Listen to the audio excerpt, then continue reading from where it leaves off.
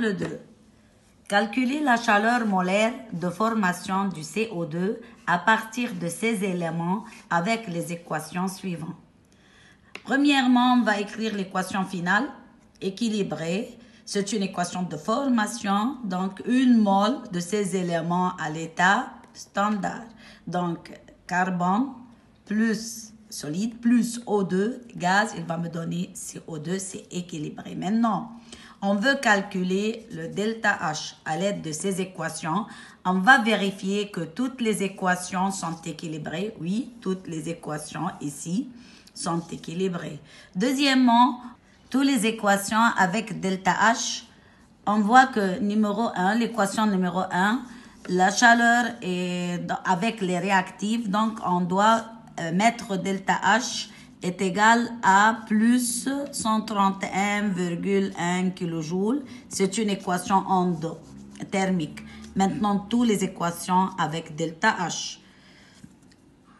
Après, on va chercher dans l'équation finale les substances dans les équations partielles suivantes, précédentes.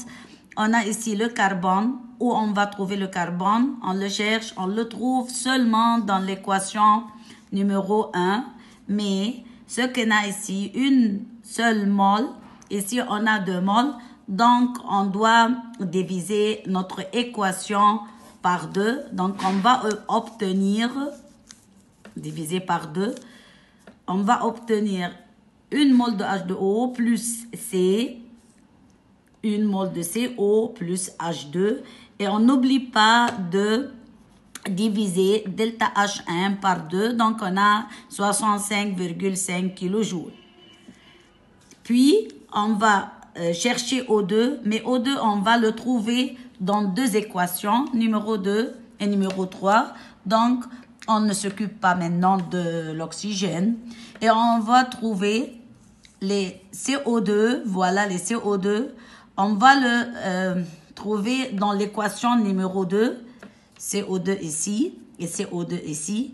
Mais CO2 ici comme produit dans l'équation finale et ici comme réactif. Donc, on doit inverser l'équation partielle ou le multiplier par moins 1 comme on veut. Maintenant, on va le inverser. Les produits vont être les réactifs. Le réactif va être le produit. Et delta H, n'oubliez pas de inverser le signe de delta H. Donc, on a CO plus 1,5 O2 comme réactif nous donne CO2. Delta H2 moins 285 moins, le signe ici est moins. Maintenant, on va éliminer CO avec CO et on va avoir H2O plus C plus 1,5 O2, H2CO2. On a des substances en plus qui ne se trouvent pas dans l'équation finale. Donc, on va le débarrasser. On veut débarrasser de ces 2 substances. Cela se fait à l'aide de la 3e équation. On va ajouter la 3e équation. H2O ici comme produit, on le veut comme produit pour l'éliminer avec H2O et H2 ici comme réactif, ici comme produit. C'est très bien pour les éliminer. On va ajouter la 3e équation comme elle est. Voilà, H2 plus 1,5 O2 nous donne H2O. Maintenant, aussi on va éliminer de côté des réactifs, produit avec les réactifs avec le produit. Et finalement, on va additionner carbone solide ici, gaz. Carbone solide ici, nous reste le carbone solide, 1,5 O2, 1,5 O2, ça nous fait une mole de O2. Et ici, il ne reste que le CO2. Maintenant, on a